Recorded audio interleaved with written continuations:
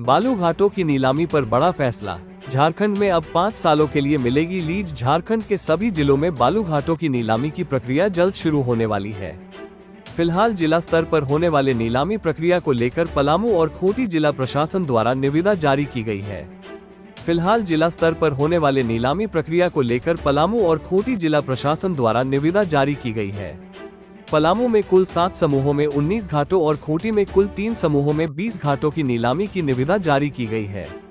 राज्य में बालू घाटों का संचालन कैबिनेट से स्वीकृति प्राप्त the Jharkhand sand mining rules 2025 के तहत ई ऑक्शन के माध्यम से किया जाना है। नए नियम के तहत खनन कार्य चालू होने के दिन से 5 सालों तक बालू घाटों की लीज अवधि दी जाएगी।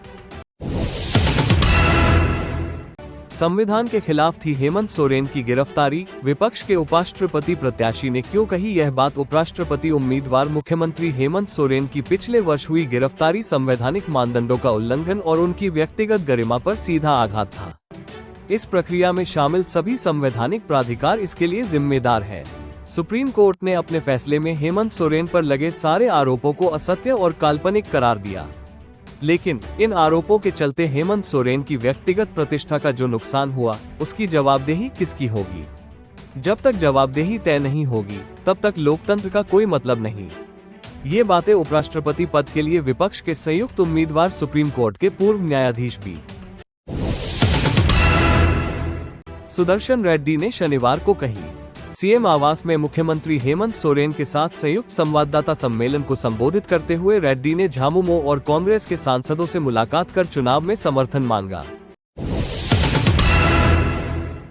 तेज हवाओं के साथ होगी झमाझम बारिश। झारखंड के इन जिलों में अलर्ट। रांची समेत राज्य में रविवार को कई जगहों पर बारिश होने का पूर्वानुमान है। राज्य के ऊपर बादल छाए रहेंगे। रुक रुक कर हल्की बारिश हो सकती है।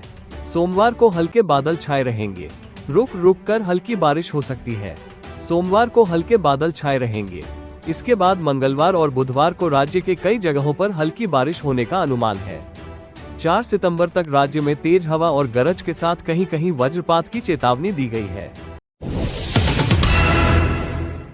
पत्नी और 3 साल के बेटे को उतारा मौत के घाट। झारखंड में खौफनाक वारदात। झारखंड के लातेहार से चौंकाने वाला मामला सामने आया है। यहाँ एक शख्स ने नशे की हालत में अपनी पत्नी और 3 साल के बेटे की हत्या कर दी। पुलिस ने 30 साल के आरोपी को गिरफ्तार कर लिया है। आरोपी की पहचान मोहनलाल उरांव के तौर पर हुई है। घटना चिपदोहर थाना क्षेत्र के गणेशपुर गांव की है।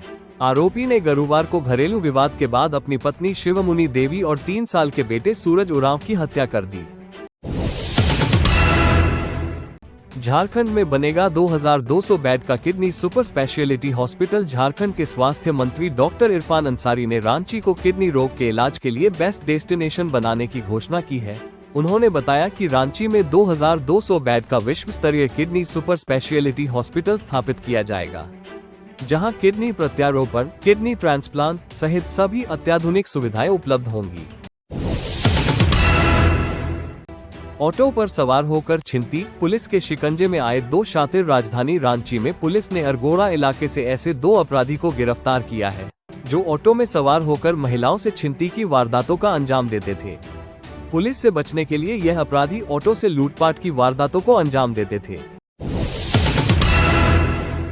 फर्जी ई चालान भेजकर ठगी। 3 साइबर अपराधी गिरफ्तार। जामताड़ा से लोगों को व्हाट्सएप पर फर्जी ई चालान का मैसेज भेजकर और एपीके फाइल डाउनलोड कराकर साइबर फ्रॉड करने वाले गिरोह का पुलिस ने पर्दाफाश किया है। पुलिस ने गिरोह के 3 सदस्यों को पकड़ा है, जिनके पास से कई मोबाइल और सिम कार्ड बरामद किया गया है। अब तक साइबर अपराधी फिक्सिंग, ओटीपी या फर्जी बिजली बिल बकाया का मैसेज भेजकर या फर्जी बैंक अधिकारी बनकर साइबर का अंजाम देते थे। अब जामताड़ा के साइबर अपराधी नए साइबर फ्रॉड करने का नई तकनीक इजाद की है, जिसके तहत फर्जी ई चालान भेजकर साइबर फ्रॉड को अंजाम दे रहे हैं। राष्ट्रीय लघु उद्योग दिवस पर बोली केंद्रीय मंत्री। आत्मनिर्भर भारत की रीढ़ है लघु उद्योग। हजारीबाग जिला पहुंची केंद्रीय महिला एवं बाल विकास मंत्री अन्नपूर्णा देवी ने राष्ट्रीय लघु उद्योग दिवस पर सभी उद्यमियों और कर्मियों को शुभकामनाएं दी। उन्होंने कहा कि प्रधानमंत्री नरेंद्र मोदी के नेतृत्व में लघु उद्योगों को लगातार बढ़ावा दिया जा रहा है। ये 2047 तक विकसित भारत बनाने की दिशा में एक महत्वपूर्ण कदम है। इस वर्ष 2025 में राष्ट्रीय लघु उद्योग दिवस का मुख्य उद्देश्य लघु उद्योगों को बढ़ावा देना, रोजगार सृजन, आर्थिक और कौशल विकास के साथ साथ इनोवेशन को बढ़ावा देना है। भारत सरकार ने एमएसएमई, सूक्ष्म, लघु और मध्यम उद्यम क्षेत्र को सशक्त बनाने के लिए कई पहल शुरू की है। इनमें उद्यम पंजीकरण पोर्टल, पीएम विश्वकर्मा योजना, पीएमईजीपी, एसएफयूआरटीआई, स्फूर्ति योजना और एमएसई के लिए सार्वजनिक खरीद नीति जैसी योजनाएं शामिल है। झारखंड कांग्रेस ने बढ़ाई प्रदेश कार्यकारिणी के लिए आवेदन की तिथि, अब 6 सितंबर तक कर सकेंगे अप्लाई। झारखंड प्रदेश कांग्रेस कमेटी (पीसीसी) ने संगठन सृजन वर्ष के तहत नई प्रदेश कार्यकारिणी के विभिन्न पदों के लिए आवेदन की अंतिम तिथि को 7 दिन और बढ़ाने का फैसला किया है। यह निर्णय प्रदेश प्रभारी और all India Congress committee (AICC) के विशेष आमंत्रित सदस्य के राजू और प्रदेश अध्यक्ष केशव महतो कमलेश ने 30 अगस्त 2025 को लिया। इस कदम का उद्देश्य अधिक से अधिक कांग्रेस नेताओं को प्रदेश कार्यकारिणी में शामिल होने का अवसर देना है।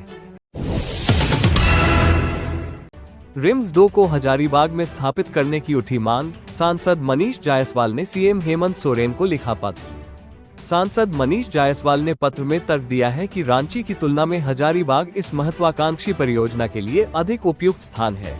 रिम्स 2 की स्थापना हजारीबाग में होने से उत्तर पूर्वी झारखंड की आधी आबादी को बेहतर स्वास्थ्य सुविधा मिल सकेगी। झिमरी परियोजना को 2 साल का विस्तार, आधुनिक खेती कर महिलाएं बन रही हैं लखपति दीदी, दुमका से रांची तक धमक। जापान अंतर्राष्ट्रीय सहयोग एजेंसी के वित्तीय सहयोग से संचालित झारखंड की झिमरी सूक्ष्म ड्रिप सिंचाई परियोजना का असर अब दिखने लगा है। इसका संचालन झारखंड राज्य आजीविका संवर्धन सोसाइटी यानी JSLPS के स्तर से होता है। ये परियोजना राज्य के 9 जिलों को 30,000 किसान परिवारों को टारगेट कर चलाई जा रही है। इस परियोजना से जुड़कर महिला किसान अब लखपति दीदी बन रही है। इस प्रोजेक्ट की सफलता को देखते हुए सीएम हेमंत सोरेन ने झिमरी परियोजना को 2 वर्ष का विस्तार दे दिया है।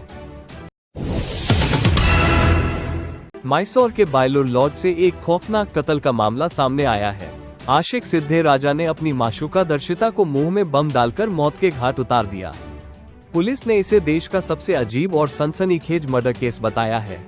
दरअसल सिद्धे राजा दर्शिता से शादी करना चाहता था, लेकिन दर्शिता शादी के लिए राजी नहीं थी, क्योंकि उसकी पहले ही शादी हो चुकी थी और उसे एक बच्चा भी है। लॉज में सिद्धे राजा ने दर्शिता को मनाने की आखिरी कोशिश की। जब वो नहीं मानी तब उसने उसके कत्ल का ये अजीब तरीका अपनाया और उसके मुंह में बम डालकर धमाका कर दिया। झारखंड के गैंगस्टर अमन साहू और उसके गैंग को विदेशों से हथियार की सप्लाई होती थी। नेपाल, पंजाब, जम्मू कश्मीर समेत अन्य रास्तों से झारखंड में अमन तक हथियार पहुंचाया जाता था। इस बात का खुलासा गैंगस्टर का गुर्गा सुनील कुमार मीणा उर्फ मयंक सिंह ने झारखंड गैंगस्टर अमन साहू और उसके गैंग को विदेशों से हथियार की सप्लाई होती थी। नेपाल, पंजाब, जम्मू कश्मीर समेत अन्य रास्तों से झारखंड में अमन तक हथियार पहुंचाया जाता था। इस बात का खुलासा गैंगस्टर का गुर्गा सुनील कुमार मीणा उर्फ मयंक सिंह ने झारखंड ATS के समक्ष किया। रिमांड के दौरान पूछताछ में मयंक ने ATS को कई अहम जानकारियां दी है। मयंक सिंह विदेशों से हथियार की सारी डील खुद करता था।